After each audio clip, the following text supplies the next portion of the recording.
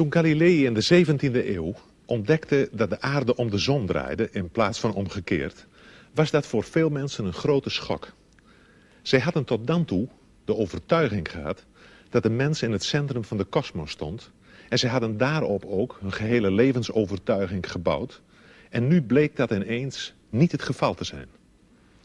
De theorie van Foucault kan men verduidelijken door vast te stellen dat hij eigenlijk met betrekking tot de cultuur een soort van Galilei-standpunt inneemt. Immers met name sinds de tijd van Galilei heeft men eigenlijk, wat de cultuur betreft en de maatschappij, gedacht dat de mens daar wel in het centrum stond. Hij heeft ze tenslotte gemaakt. En Foucault ontkent dit. Niet het subject telt in de cultuur, zegt hij, maar de structuur, het algemene.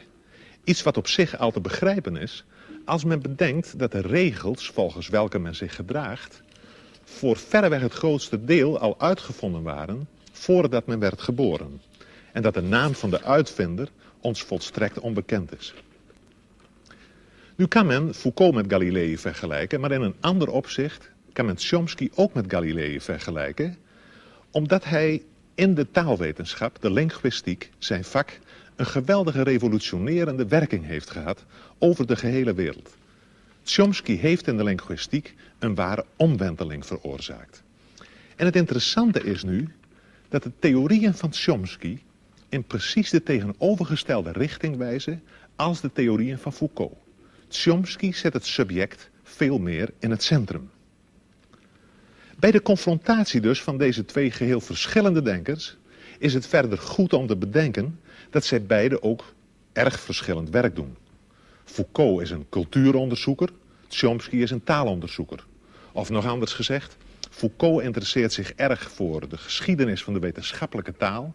Chomsky interesseert zich erg voor de taal die we gebruiken, de dagelijkse taal. Het is op zich interessant, en misschien ook niet toevallig, dat het debat tussen deze twee pas echt fel en spannend wordt in de tweede helft als het gaat over de politiek. Toch is het geloof ik goed dat er een stuk theorie aan vooraf gaat. Want in een discussie over filosofie en maatschappij gaat het er tenslotte niet om welk toevallig politiek standpunt bepaalde denkers innemen, maar is het natuurlijk van groot belang om te zien vanuit welke argumenten, of ze dat zullen doen. Het is misschien ook wel leuk dat deze discussie plaatsvond in de hal van het auditorium van de Technische Hogeschool in Eindhoven. Een discussie namelijk tussen twee filosofen, twee onderzoekers, wier werk zich kenmerkt door een grote precisie, een grote gedetailleerdheid en ook een grote helderheid. En verder vond ik het wel symbolisch dat het plaatsvond in een ruimte met veel glas. Binnen- en buitenwereld liepen door elkaar. Tijdens de uitzending zag je het verkeer buiten rijden.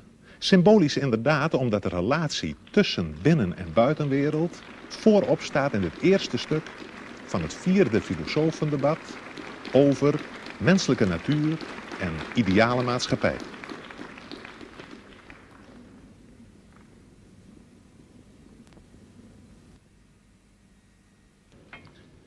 Ladies and gentlemen, welcome at the 4th debate of the International Philosophers Project. Tonight's debaters are Mr. Michel Foucault of the Collège de France and Mr. Noam Chomsky of the Massachusetts Institute of Technology. Both philosophers have points in common and points of difference. Perhaps the best way to compare both philosophers is to look at them as mountain diggers working at the opposite sides of the same mountains with different tools without knowing even if they are working in each other's direction. All learning concerning man, ranging from history to linguistics and psychology, are faced with the question whether in the last instance we are the product of all kinds of external factors, or if in spite of our differences we have something we could call a common human nature by which we can call each other human beings. So my first question is to Mr. Chomsky, because you, Mr. Chomsky, employ often the concept of human nature, and even in this connection you are using terms like innate ideas and innate structures. Which arguments can you derive from linguistics in order to give such a central position to this notion of human nature? Well, let me begin in a slightly technical way. A person who's interested in studying language is faced with a very definite empirical problem. He's faced with an organism, a mature, let's say adult speaker, who has somehow acquired an amazing range of abilities which enable him in particular to say what he means, to understand what people say to him, to do this in a fashion that I think it's proper to call highly creative. Now, the person who's acquired this intricate and highly articulated and organized collection of abilities, the collection of abilities that we call knowing a language, that person has been exposed to a certain experience. He has been presented in the course of his lifetime with a certain amount of data, of direct experience with the language. And we can investigate the data that's available to this person.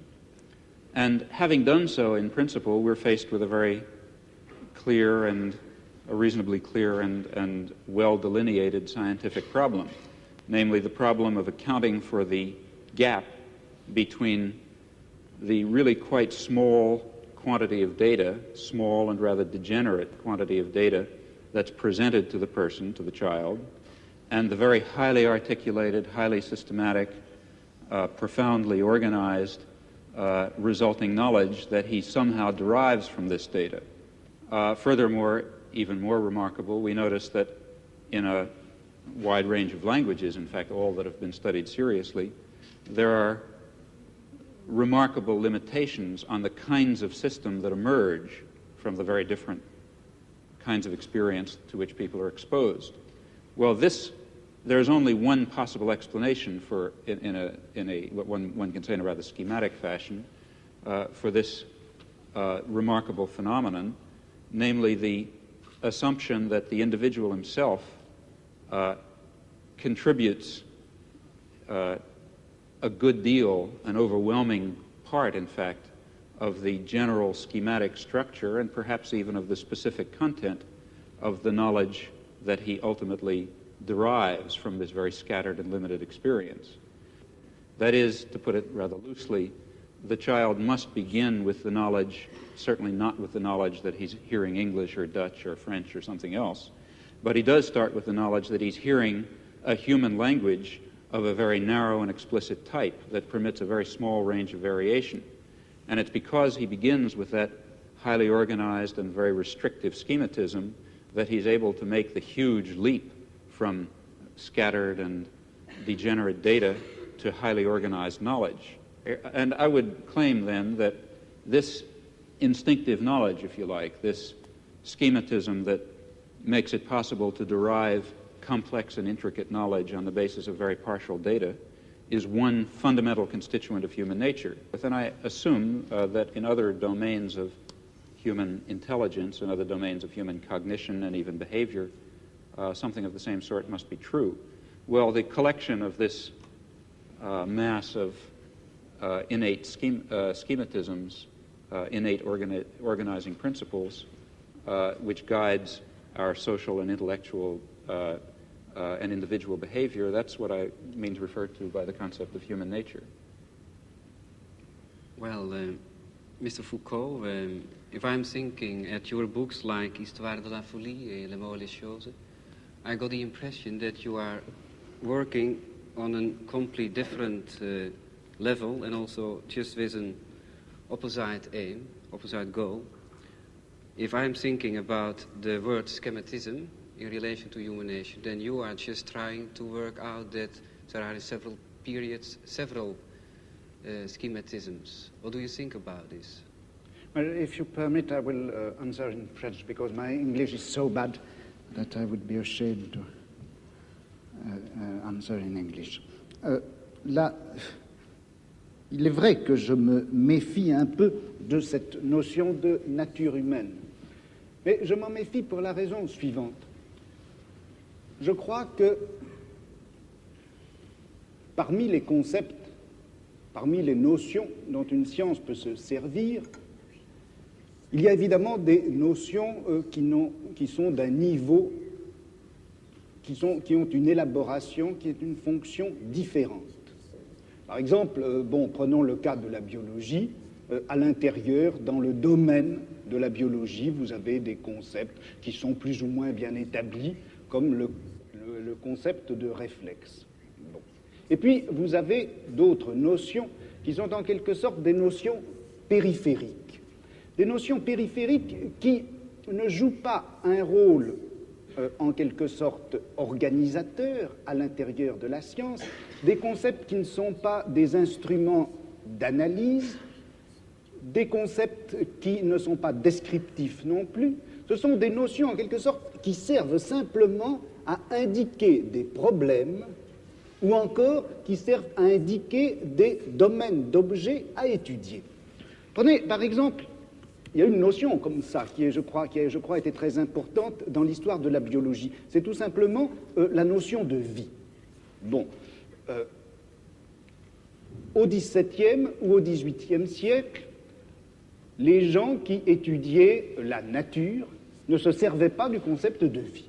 Ils classaient les êtres naturels, qu'ils soient vivants ou non vivants, dans une espèce de grand tableau ou de grande hiérarchie. La vie était une notion dont ils ne se servaient pas et dont ils n'avaient pas besoin. Et puis, à la fin du XVIIIe siècle, un certain nombre de problèmes se sont posés, comme par exemple les problèmes de l'organisation intérieure de ces êtres dont on avait fait la classification. Ou bien encore, avec les progrès du microscope, le microscope d'Amici, on a vu apparaître tout un tas de phénomènes qui n'avaient pas été jusque-là encore perçus et dont les mécanismes, dont le fonctionnement n'était pas encore clair. Les progrès de la chimie ont fait également apparaître les problèmes concernant les rapports entre les réactions chimiques et les processus physiologiques de l'organisme. Et voilà que tout un domaine d'objets est apparu, domaine d'objets absolument nouveau pour le biologiste, et c'est cela qui a été appelé la vie. Et la vie, c'était une notion qui servait à indiquer le champ des objets et des domaines nouveaux que la science avait à parcourir. Bon, et je dirais, comme ça, en historien des sciences, si vous voulez, que la notion de vie a été un indicateur épistémologique, un index des problèmes à parcourir, et je me demande si on ne pourrait pas dire la même chose de la nature humaine. Foucault vergelijkt dus het begrip menselijke natuur van Chomsky met het begrip leven in de biologie en in de geschiedenis van dat vak. En hij doet dat omdat hij dat begrip menselijke natuur eerder ziet als een aanwijzing voor een onderzoeksprogramma dan als een aanwijzing voor het feit dat de mens uit zichzelf zo verschrikkelijk veel klaar zou kunnen spelen. Voor hem is dat begrip menselijke natuur eigenlijk een soort van wetenschappelijk boodschappenlijstje en niet meer dan dat. En Chomsky wil dit wel accepteren als maar duidelijk is dat vakken als biologie, fysiologie en neurologie voorlopig nog helemaal niet over de middelen beschikken om die menselijke natuur en dat taalvermogen adequaat te kunnen beschrijven. Vrij vroeg is het debat zo aangeland op een punt waar het gespreksleider elders de grootste moeite zal kosten om de partners met elkaar in contact te houden. Voor een deel ligt het natuurlijk aan de taal die ze spreken, maar voor een veel groter deel ligt dat aan het feit dat Chomsky en Foucault ieder in een verschillende denkwereld zitten, zodat hun begrippen heel gemakkelijk langs elkaar heen glijden.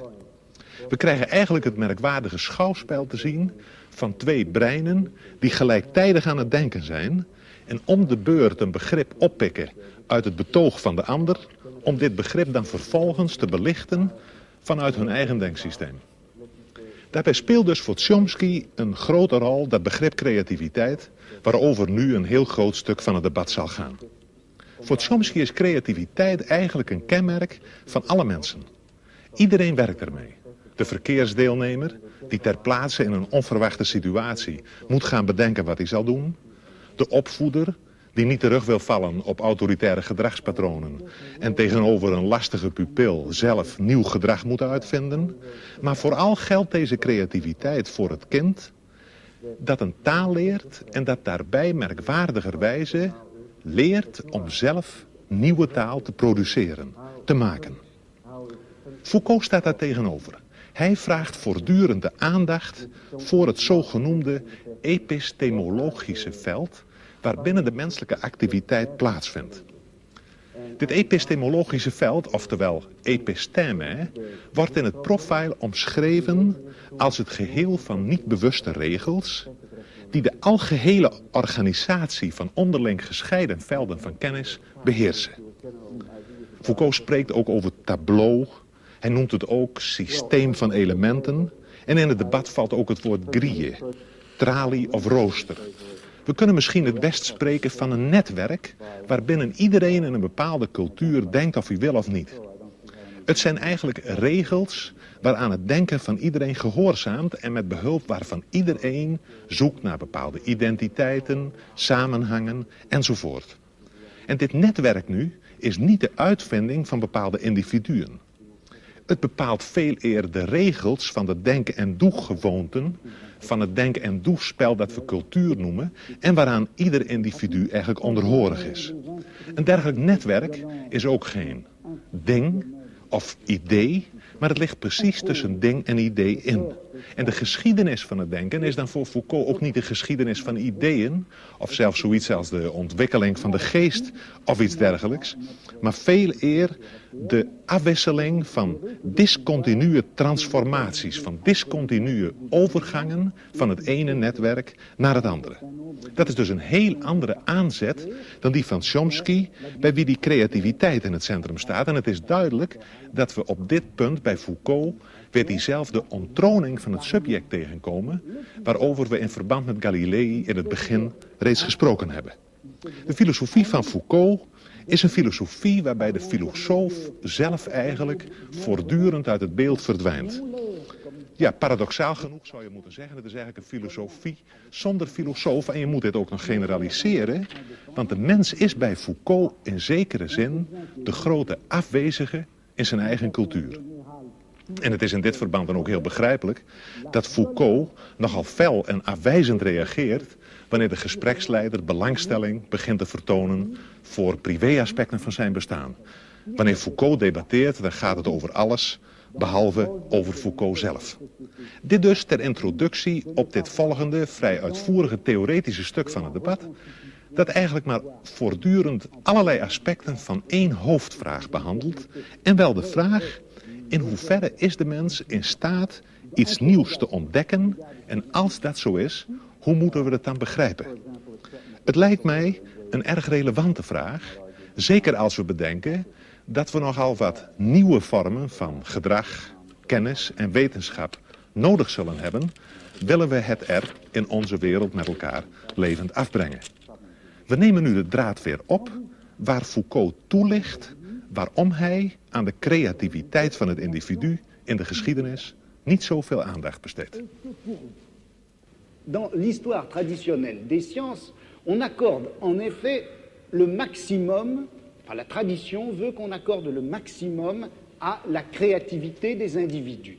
L'histoire des sciences, jusqu'à ces dernières années, consistait essentiellement à montrer en quoi un individu, que ce soit Newton ou que ce soit Mendel, peu importe, avait été effectivement le créateur ou le découvreur plutôt d'une vérité qui était là, inscrite dans les choses et dans le monde, et que personne avant eux n'aurait vu. Le postulat qu'il y a, je crois, qui dort en quelque sorte sous l'histoire des sciences traditionnelles, c'est ceci, c'est que la vérité est là pour être connue et que pourtant l'esprit de l'homme, par la suite, par l'effet d'un certain nombre d'inhibitions ou d'obstacles, n'est pas parvenu à voir cette vérité. L'esprit de l'homme est fait pour voir la vérité et un obstacle contingent l'en empêche. Cet obstacle, ça peut être, eh bien, selon les historiens, les conditions économiques et sociales, ou ça peut être la forme des mentalités, ou ça peut être la crédulité les vieux thèmes et mythes religieux, par exemple, ou moraux, enfin tout ceci qui constitue comme les obstacles, les écailles sur les yeux de celui qui voudrait voir. Mais en droit, l'esprit est fait pour voir, en droit, l'esprit est fait pour avoir accès à la vérité. Dans cette conception traditionnelle de l'histoire des sciences, d'une part, si vous voulez, on donne toute la créativité à l'individu, qui est en droit possesseur de la vérité, et puis on la lui retire par le système des obstacles qui viennent d'une façon tout à fait contingente l'empêcher de saisir, de formuler, de construire cette vérité à laquelle il a droit en principe. Bon. Alors, moi, le problème qui s'est posé à moi, c'était précisément un peu l'inverse. Parce que qu'est-ce qui se passe quand on assiste à une grande transformation scientifique? Dans une transformation scientifique, comme par exemple la naissance de la biologie au milieu du XVIIe siècle, ou la naissance de la philologie à la fin du XVIIIe, au début du XIXe. C'est vrai qu'un certain nombre d'obstacles, un certain nombre de préjugés, un certain nombre d'idées toutes faites tombent et viennent à disparaître. Mais ce qui m'a frappé, c'est qu'une science, au moment où elle naît, non seulement se débarrasse d'un certain nombre d'obstacles et d'obscurités, mais en même temps, elle supprime un certain nombre de savoirs et de connaissances existantes qu'elle occulte, qu'elle cache, comme si elle appliquait une grille nouvelle qui, tout en permettant de faire apparaître des phénomènes jusque-là cachés, cache des connaissances déjà acquises. Donc, une science, le progrès d'une science, l'acquisition d'une science, ce n'est pas simplement l'oubli des vieux préjugés, ce ne sont pas simplement les obstacles qui tombent, c'est une véritable nouvelle grille qui cache un certain nombre de choses et du coup fait apparaître. Donc, quand je critique la notion de créativité, je veux dire par là que, en fait, la vérité ne s'acquiert pas comme une sorte de création continue et cumulée, mais comme un jeu de grilles qui s'appliquent les unes sur les autres, cachées. I think in part we're slightly talking in cross purposes because of a different use of the term creativity. In fact, I should say that my use of the term creativity is a little bit idiosyncratic, and therefore the onus falls on me, not on you in this case.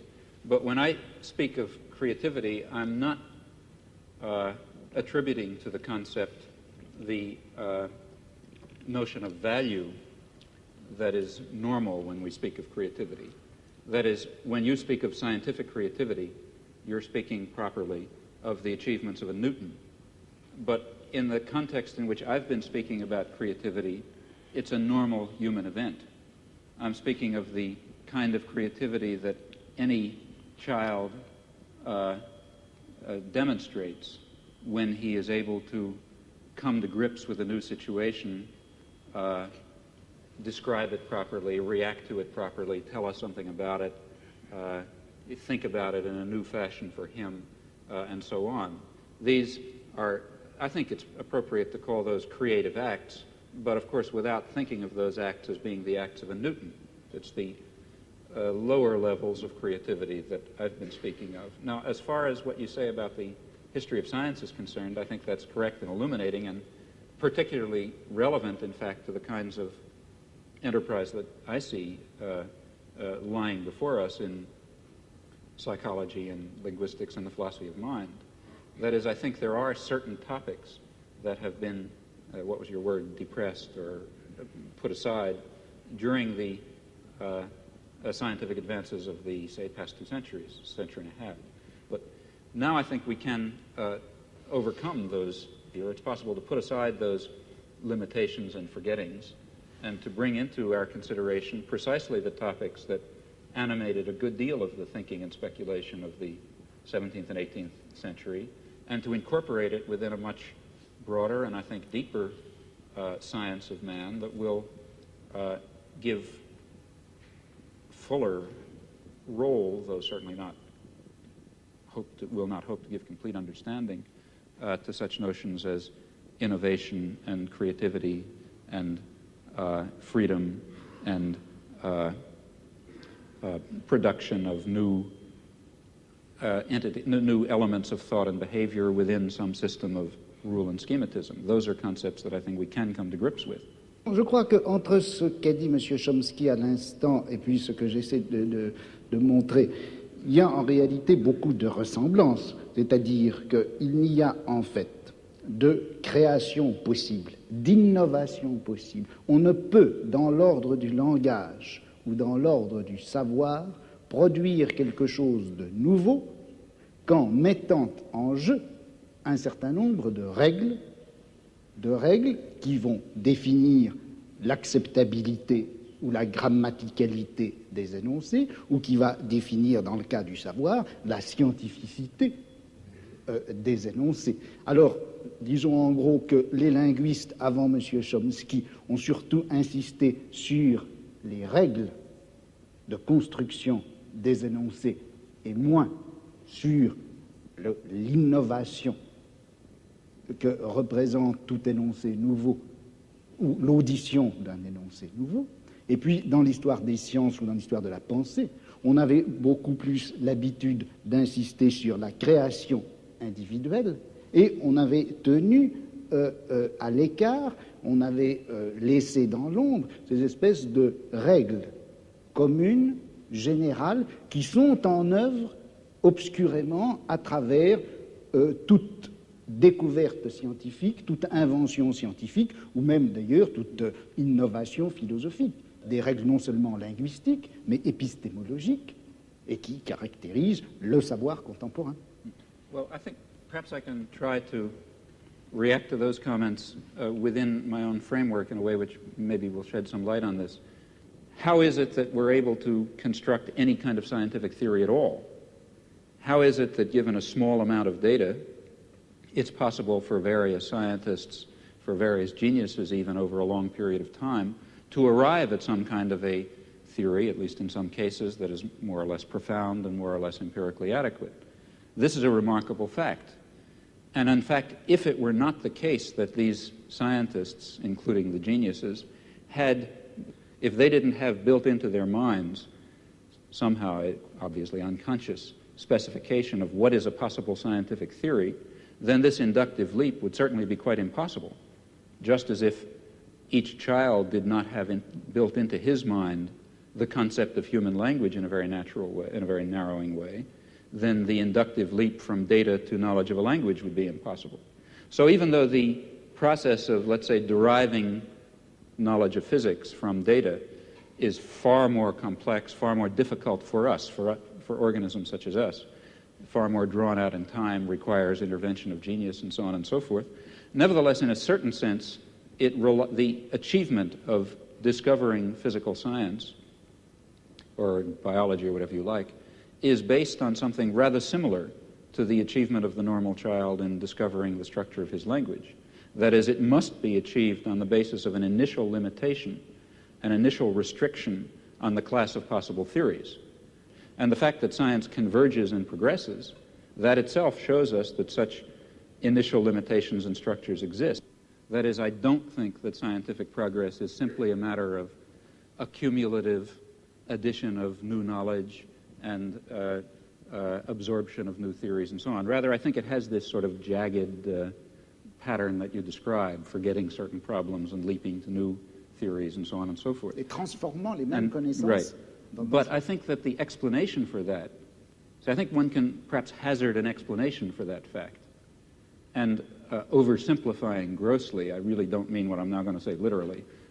It's as if, as human beings, a particular biologically given organism, we have in our heads, to start with, a certain set of possible intellectual structures, possible sciences. Okay? Now, in the lucky event that some aspect of reality happens to have the character of one of these structures in our mind, then we have a science.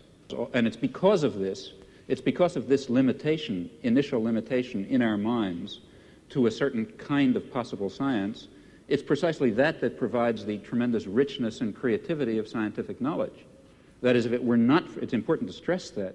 This has to do with your point about limitation and freedom.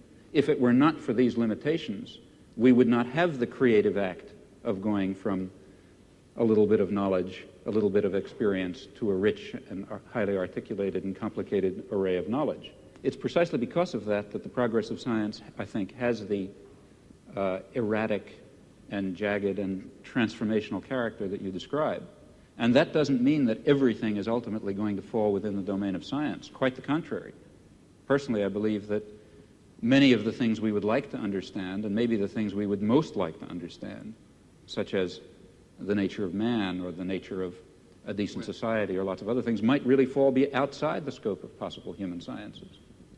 Well, I think we have now two questions out of this statement. One question is, if you can agree, Mr. Foucault, do you agree with the statement about a combination of limitation, fundamental limitation? Not a combination. C'est pas une affaire de combinaison. Il n'y a de créativité possible qu'à partir d'un système de règles. Ce n'est pas un mélange de régularité et de liberté. Une liberté ne s'exerce réellement que sur fond et à partir d'un réseau de régularité.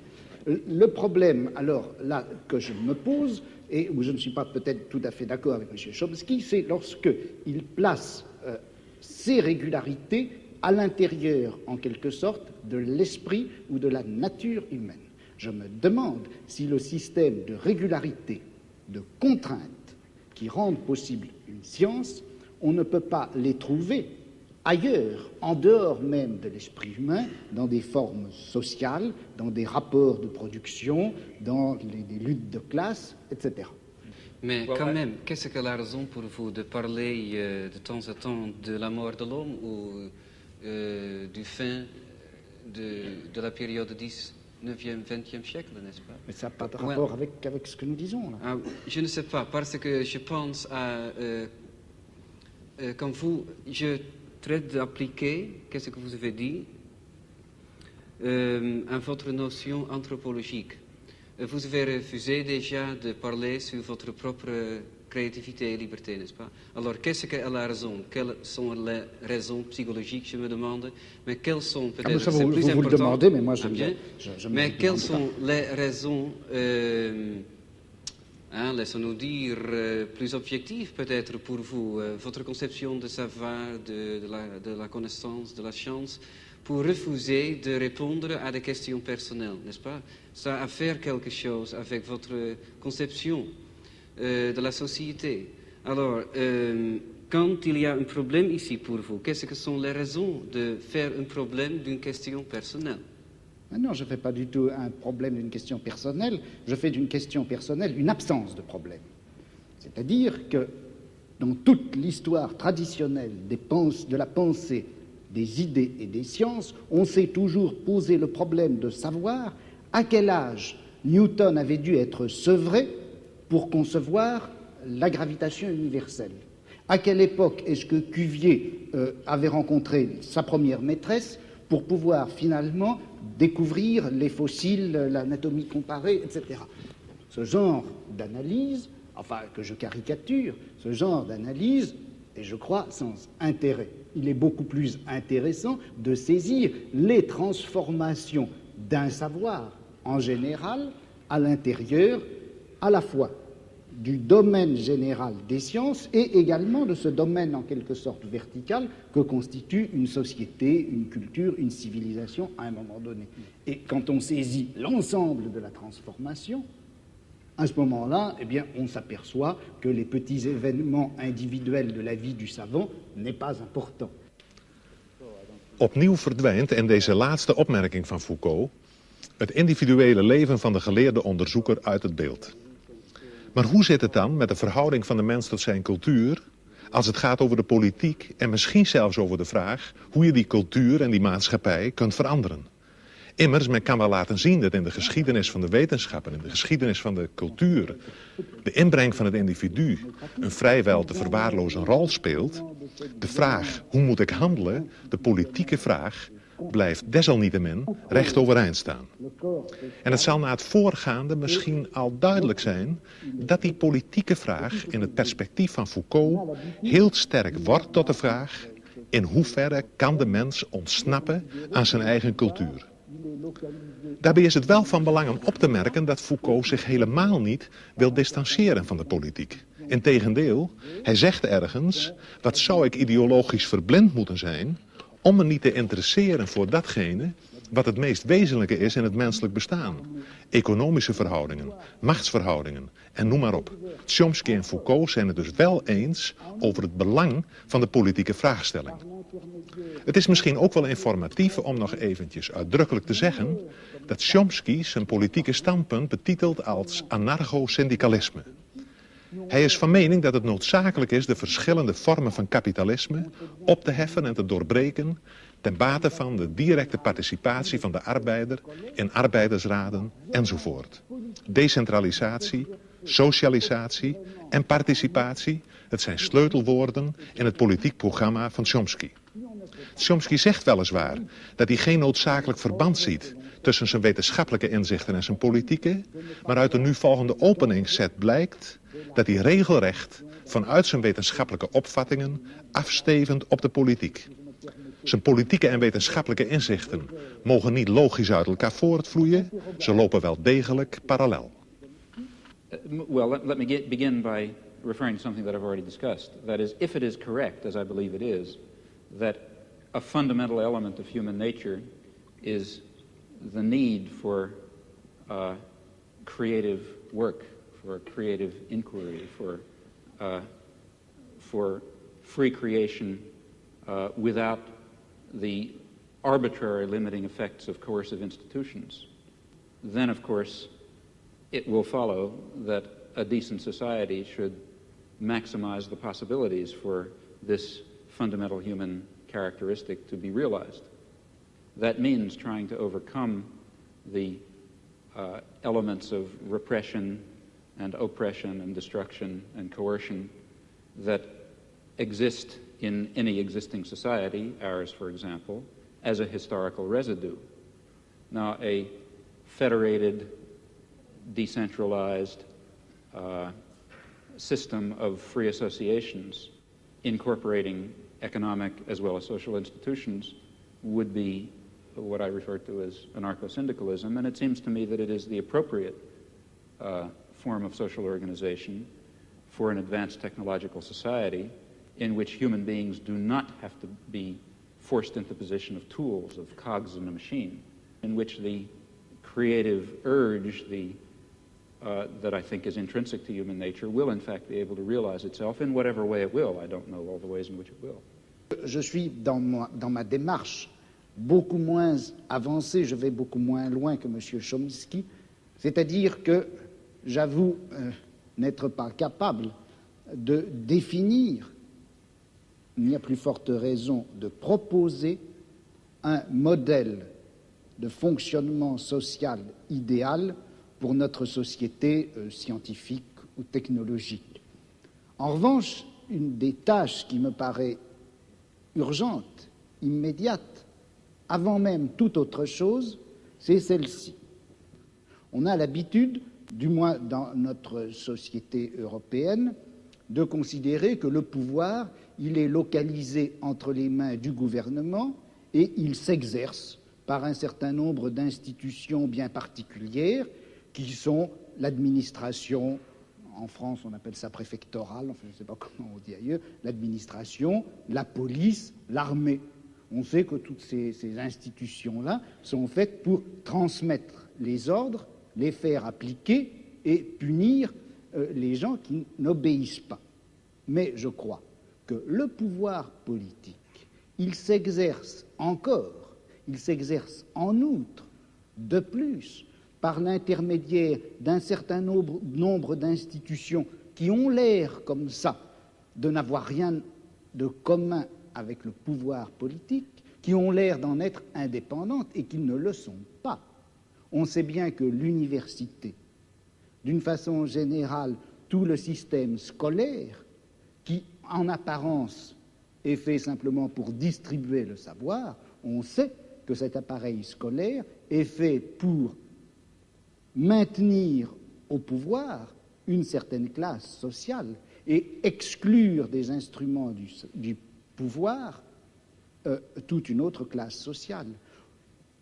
quelque chose comme la psychiatrie, qui en apparence aussi n'est destinée qu'au bien de l'humanité et à la connaissance des psychiatres, la psychiatrie est encore une certaine manière de faire peser un pouvoir politique sur un groupe social. La justice également. Bon, et il me semble que la tâche politique actuelle dans une société comme la nôtre, c'est de critiquer le jeu des institutions apparemment les plus neutres et les plus indépendantes, de les critiquer, de l'attaquer de telle manière que la violence politique qui s'exerçait obscurément en eux surgisse et pour qu'on puisse lutter contre elle.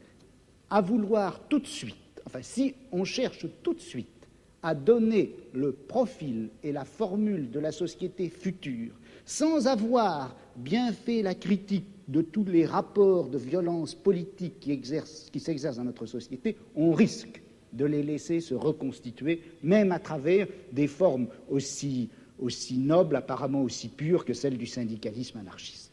Yes, I would certainly agree with that, not only in theory but also in action. That is, there are two intellectual tasks. One, and the one which I was discussing, to try to create the vision of a future just society. Another task is to understand very clearly the nature of power and oppression and terror and destruction in our own society. And that certainly includes the institutions you mentioned, as well as the central institutions of any industrial society, namely the economic, commercial, and financial institutions, in particular, in the coming period, the great multinational corporations, which are not very far from us physically tonight. Those are the basic institutions of oppression and coercion and autocratic rule that appear to be neutral. After all, they say, well, we're subject to the democracy of the marketplace. Still, I think it would be a great shame to lose or to put aside entirely the somewhat more abstract and philosophical, if you like, task of trying to draw the connections between a concept of human nature that gives full scope to freedom and dignity and creativity and other fundamental human characteristics, and relates that to some notion of social structure in which those properties could be realized, in which meaningful human life could take place. And in fact, if we are thinking of social transformation or social revolution, though it would be absurd, of course, to try to draw out in detail the point that we're hoping to reach, still we should know something about where we think we're going. And such a theory may tell it to us. Oui, mais alors là, est-ce qu'il n'y a pas un danger? Si on dit qu'il existe une certaine nature humaine, que cette nature humaine n'a pas reçu dans la société actuelle les droits et les possibilités qui lui permettraient de se réaliser. C'est bien ce que vous avez dit, je crois.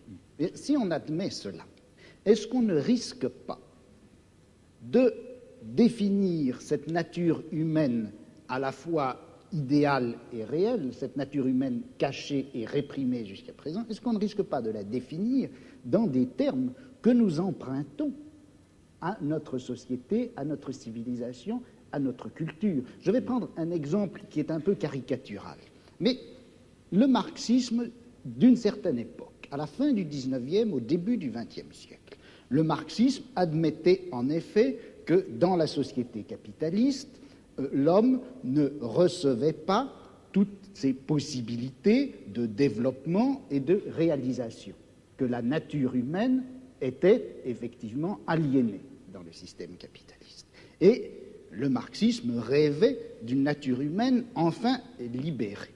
Or, cette nature humaine, quel modèle utilisait-il le marxisme de cette époque-là, du XIXe, du début du XXe siècle? Quel modèle utilisait-il pour la concevoir, pour la rêver? C'était en réalité le modèle bourgeois. Le marxisme a considéré qu'une société heureuse, c'était une société qui faisait place, par exemple, à une sexualité de type bourgeois, à une famille de type bourgeois, à une esthétique de type bourgeois. Et c'est d'ailleurs tellement vrai que c'est comme ça que ça s'est passé en Union soviétique, où sous prétexte de réaliser une société où l'homme réaliserait enfin sa nature, on a reconstitué une espèce de société à la fois réelle et utopique qui est transposée de la société bourgeoise du XIXe siècle. De sorte que, est-ce que la notion de nature humaine, vous-même, en commençant, vous reconnaissiez, je crois qu'on ne savait pas très bien ce que c'était que cette nature humaine. Alors, est-ce qu'il ne risque pas de nous induire en erreur? Vous savez que Mao Tse-tung parlait de nature humaine bourgeoise et de nature humaine prolétarienne, et il considère que ce n'est pas la même chose. Well, you see, I think that in the intellectual domain of political action, that is, the domain of trying to construct a vision of a just and free society on the basis of some notion of human nature, in that domain we face the very same problem that we face in immediate political action. For example, to be quite concrete, a lot of my own activity really has to do with the Vietnam War, and a good deal of my own energy goes into civil disobedience. Well, civil disobedience in the United States is an action undertaken in the face of considerable uncertainties about its effects. For example, it threatens the social order in ways which, let's say, one might argue, bring on fascism. That would be very bad for America, for Vietnam, for Holland, and for everyone else. So there's a danger, that is one danger in undertaking this concrete act. On the other hand, there's a great danger in not undertaking it. Namely, if you don't undertake it, the society of Indochina will be torn to shreds by American power. And in the face of those uncertainties, one has to choose a course of action. Well, similarly, in the intellectual domain, one is faced with the uncertainties that you correctly pose.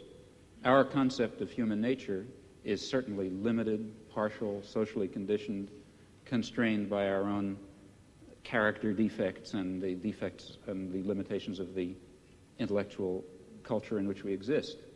Yet at the same time, it's of critical importance that we have some direction, that we know what impossible goals we're trying to achieve if we hope to achieve some of the possible goals.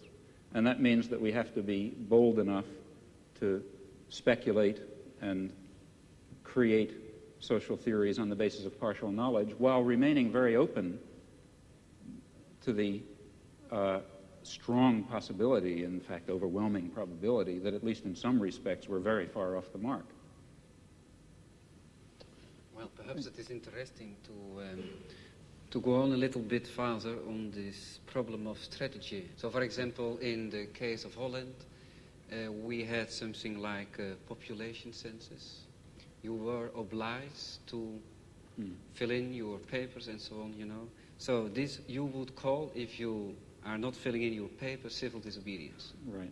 Now, I would be a little careful about that because going back to some very important point that Mr. Foucault made, one does not necessarily allow the state to define what is legal. Now, the state has the power to enforce a certain concept of what is legal, but power doesn't imply justice or correctness even. So the state may define something as civil disobedience and may be wrong in doing so.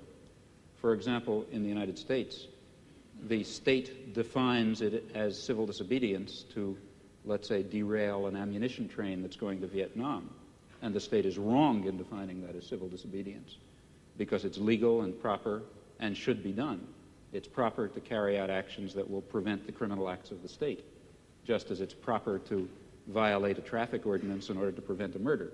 If I was standing at a street corner and the traffic light were red, let's say I was standing in my car and I drove across the traffic light to prevent somebody from, let's say, machine gunning a group of people, of course that's not violation of law. It's an appropriate and proper action. No sane judge would convict you for such an action. Similarly, a good deal of what the state authorities define as civil disobedience is not really civil disobedience. In fact, it's legal, in fact, obligatory behavior in violation of the commands of the state, which may or may not be legal commands. So one has to be rather careful about calling things illegal, I think. Oui, mais alors là, je voudrais vous poser une question. Quand aux États-Unis, lorsque vous faites une action franchement illégale, which I regard as illegal, not just the state. No, when the state's an action state that regards the as illegal. state considers as illegal. Yeah. Est-ce que vous faites cette action parce que vous la trouvez I understand. juste Yeah. en vertu d'une justice idéale, ou bien est-ce que vous la faites parce que Yeah. la guerre de classe Yes. la rend utile et nécessaire? Well, Est-ce que vous vous référez à une justice idéale? Voilà again, mon problème. very often when I do something which the state regards as illegal, I regard it as legal. Yes, that's because it. I regard the state as criminal. Alors- But in some instances, that's not true. That is, let me be quite concrete about it and move from the area of class war to imperialist war, where the situation is somewhat clearer and easier. Take international law, a very weak instrument as we know, but nevertheless it incorporates some rather interesting principles. Well, international law in many respects is the instrument of the powerful. That is, international law permits much too wide a range of international forceful intervention in support of existing power structures that define themselves as states and against the interests of masses of people who happen to be organized in opposition to states. But, in fact, international law is not solely of that kind. And, in fact, there are interesting elements of international law, let's say embedded in the United Nations Charter, which permit, in fact, I believe, require the citizen to act against his own state in ways that the state will falsely regard as criminal. But nevertheless, he's acting legally, because international law also happens to prohibit the threat or use of force in international affairs, except under some very narrow circumstances, of which, for example, the war in Vietnam is not one, which means that in the particular case of, let's say, the Vietnam War, the one that interests me most, the American state is acting in a criminal capacity, and people have the right to stop criminals from murdering people. Just because the criminal happens to call your action illegal when you try to stop him, that doesn't mean it is illegal. I mean, a perfectly clear case of that is the present case of the Pentagon Papers in the United States, which I suppose you know about. Reduced to its essentials and forgetting legalisms, what is happening is that the state is trying to prosecute people for exposing its crimes. That's what it amounts to. C'est donc au nom d'une justice plus pure que vous critiquez le fonctionnement de la justice.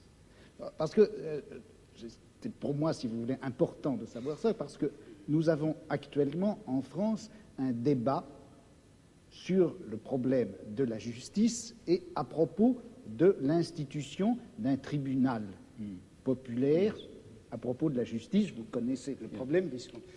Et un certain nombre de gens, comme Sartre par exemple, pensent que pour faire actuellement la critique du système pénal en France, ou pour faire la critique des pratiques policières, de la manière dont la police se conduit, il faut faire une sorte de tribunal qui, au nom d'une justice idéale, d'une justice supérieure, d'une justice humaine en général, condamnera la pratique des juges français ou des policiers français.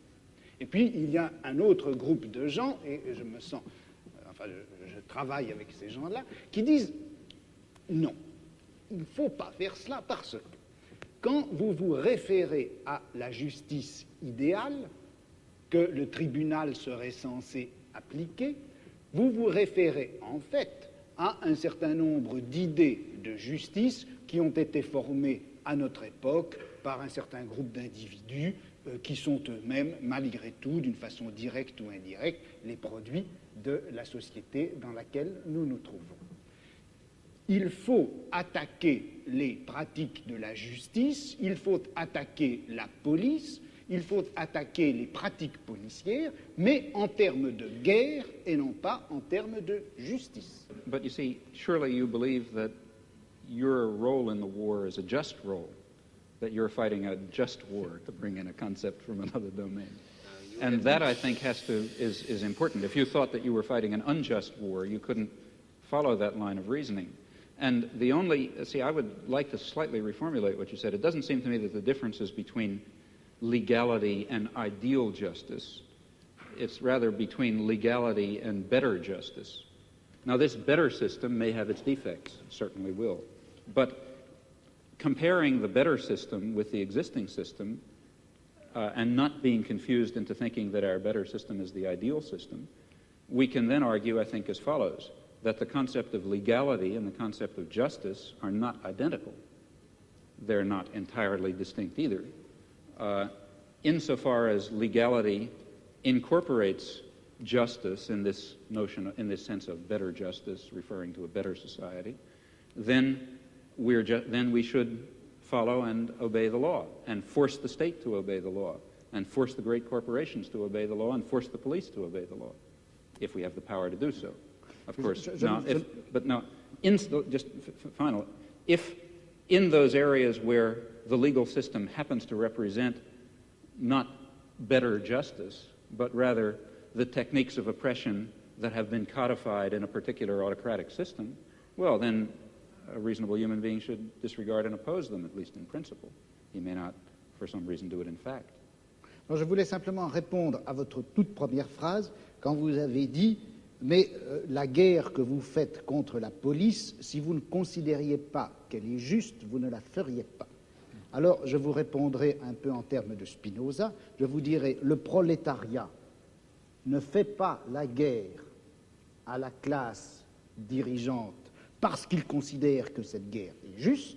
Le prolétariat fait la guerre à la classe dirigeante parce qu'il veut, pour la première fois dans l'histoire, prendre le pouvoir. Et c'est parce qu'il veut prendre le pouvoir qu'il considère que sa guerre est juste. Yeah, I don't agree On fait la guerre pour gagner et pas parce qu'elle est juste. I don't personally agree with that. For example, if I could convince myself that attainment of power by the proletariat would lead to a terroristic police state in which freedom and dignity and decent human relations would be destroyed, then I wouldn't want the proletariat to take power. In fact, the only reason for wanting any such thing, I believe, is because one thinks, rightly or wrongly, that some fundamental human values will be achieved by that transfer of power. Alors, je vous répondrai ceci. Quand le prolétariat prendra le pouvoir, il se peut bien que le prolétariat exerce à l'égard des classes dont il vient de triompher, il exerce un pouvoir violent, dictatorial et même sanglant. Je ne vois pas quelle objection on peut faire à cela. Maintenant, vous me direz, et si le prolétariat exerce ce pouvoir sanglant, tyrannique et injuste à l'égard de lui-même, le prolétariat? Alors je vous répondrai, ça ne peut se produire que si le prolétariat n'a pas réellement pris le pouvoir, mais c'est qu'une classe extérieure au prolétariat, ou un groupe de gens intérieurs au prolétariat, une bureaucratie ou les restes de la petite bourgeoisie, etc., s'est emparé du pouvoir. Well, I'm not at all satisfied with that theory of revolution for a lot of reasons, historical and other.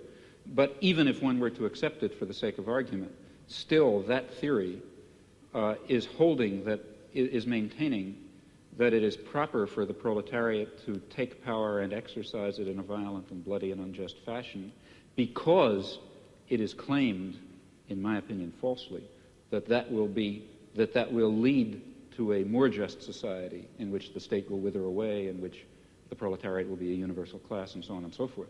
If it weren't for that further justification, the concept of a dictatorship of the proletariat, violent and bloody, would certainly be unjust. At least I, for example, am not a committed pacifist. That is, I would not hold that it is under all imaginable circumstances wrong to use violence, even though use of violence is in some sense unjust. I believe that one has to estimate relative injustices. But the use of violence and the creation of some degree of injustice can only itself be justified on the basis of the claim and the assessment, which always ought to be undertaken very, very seriously and with a good deal of skepticism, that this violence is being exercised because a more just result is going to be achieved. If it does not have that grounding, it really is totally immoral, in my opinion. Je ne pense pas que l'idéal de la guerre de classe, enfin le but que se propose le prolétariat en menant la guerre de classe, je ne crois pas qu'on puisse dire, enfin qu'il soit suffisant de dire que c'est une plus grande justice. Ce que le prolétariat veut faire en chassant la classe actuellement au pouvoir et en prenant pour lui le pouvoir, c'est la suppression précisément d'un pouvoir de classe en général. Okay. Car le prolétariat... That's the further justification. Hein? That is the further justification. Ça c'est la justification, mais pas en termes de justice, en termes de pouvoir. But it is in terms of justice. It's because the end that will be achieved, it is claimed, is a just end. If no Leninist or whatever you like would dare to say we have a right to take power, let's say we, the proletariat, and then throw everyone else into crematoria, let's say. I mean, if that were the consequence of the proletariat taking power, of course it would not be appropriate. The idea is, and as for reasons I mentioned, I'm skeptical about it, that a period of violent dictatorship, of perhaps violent and bloody dictatorship, is justified because that will mean the submergence and termination of class oppression, a proper end to achieve in human life. Mais il me semble que de toute façon, la notion même de justice fonctionne à l'intérieur de la société de classe comme revendication du côté de la classe opprimée et comme justification du côté de la classe oppressive. I don't agree with that. Et dans une société sans classe, je ne suis pas sûr qu'on ait encore à utiliser cette notion de justice. Yeah. Well, here I really disagree. I think that there is a sort of an absolute basis. If you press me too hard, I'll be in trouble because I can't sketch it out. But some sort of an absolute basis ultimately residing in fundamental human qualities in terms of which a real notion of justice is grounded. And I think that our existing systems of justice I think it's too hasty to characterize our existing systems of justice as merely systems of class oppression. I don't think that they are that. I think that they embody systems of class oppression, and they embody elements of other kinds of oppression. But they also embody a kind of a groping towards the true humanly valuable concept of justice and decency and love and kindness and sympathy and so on, which I think are real. Bon, est-ce que j'ai du temps pour répondre? Oui, Combien? Parce que 2 minutes. Ben, moi, je dirais que c'est injuste. Absolutely unjust. Non, mais bon, je ne veux pas répondre en si peu de temps. Je dirais simplement ceci. Je ne peux pas m'empêcher, contrairement à ce que vous pensez, je ne peux pas m'empêcher de croire que cette notion de nature humaine, cette notion de bonté, de justice, d'essence humaine, de réalisation de l'essence humaine, tout ça, ce sont des notions et des concepts qui ont été formés à l'intérieur de notre civilisation, dans notre type de savoir, dans notre forme de philosophie, et que par conséquent, ça fait partie même de notre système de classe, et qu'on ne peut pas, aussi regrettable que ce soit, on ne peut pas faire valoir ces notions pour décrire ou justifier un combat qui doit en principe bouleverser les fondements mêmes de notre société. Il y a là une extrapolation dont je n'arrive pas à trouver la justification historique. Well, I think we can start immediately the discussion. And Mr. Chomsky, I would ask you one question. In your discussion, you had the vocabulary proletariat. We as proletarian. It's the irony of history that at the moment, young intellectuals coming from middle class and upper class call themselves proletarians and say we must join the proletarians. But I don't see any class-conscious proletarians. That's a great dilemma. It is not true in our given society that all people are doing useful, productive work or self-satisfying work. Obviously, it's very far from true. Those people. Lots of people who are excluded from the possibility of productive labor. And I think the revolution, if you want, should be in the name of all human beings, but it will have to be conducted by certain categories of human beings, and those will be, I think, the human beings who really are involved in the productive work of society. Now, what that is will differ depending on the society. In our society, it, I think, includes intellectual workers. So I think that the student revolutionaries, if you like, have a point, a partial point. That is, it's a very important thing in a modern, advanced industrial society. It's very important how the trained intelligentsia identify themselves, if they're going to be technocrats, let's say, or servants of either the state or private power, or alternatively, whether they're going to identify themselves as part of the workforce who happen to be doing intellectual labor. If the latter, then they can and should play a decent role in a progressive social revolution. If the former, then they're part of the class of the oppressors. I have an additional, one small additional question or more remark to you. That is that you, with your very courageous attitude towards the war in Vietnam, how can you survive in an institution like MIT, which is known here as one of the great war contractors and intellectual makers of this war? There are two aspects to that. One is the question how MIT tolerates me, and the other question is how I tolerate MIT. Well, as to how MIT tolerates me, here again I think one shouldn't be overly schematic. It's true that MIT is a major institution of war research, but it's also true that it embodies very important libertarian values, which are, I think, quite deeply embedded in American society, fortunately for the world. They're not deeply embedded enough to save the Vietnamese, but they're deeply enough embedded to prevent far worse disasters. And here I think one has to be a bit qualified. That is, there is imperial terror and aggression, there is exploitation, there is racism, lots of things like that. But there's also a real concern coexisting with it for individual rights of a sort which, for example, are embodied in the Bill of Rights, which is by no means simply an expression of class oppression. It is also an expression of the necessity to defend the individual against state power. Now, these things coexist, you know. It's not that simple. It's not just all bad or all good. And it's because it's the particular balance in which they coexist that makes it, that makes an institute that produces weapons of war be willing to tolerate, in fact, you know, in many ways even encourage, to be quite honest, a person who's involved in civil disobedience against the war. Now, as to how I tolerate MIT, that raises another question. There are people who argue, and I've never understood the logic of this, that a radical ought to dissociate himself from all oppressive institutions. That is, the logic of that argument is that Karl Marx shouldn't have studied in the British Museum, which, if anything, was the symbol of, you know, the most vicious imperialism in the world, the place where all the treasures of empire were gathered, you know, the rape of the colonies was all poured in there, and so on and so forth. But I think Karl Marx was quite right in studying in the British Museum.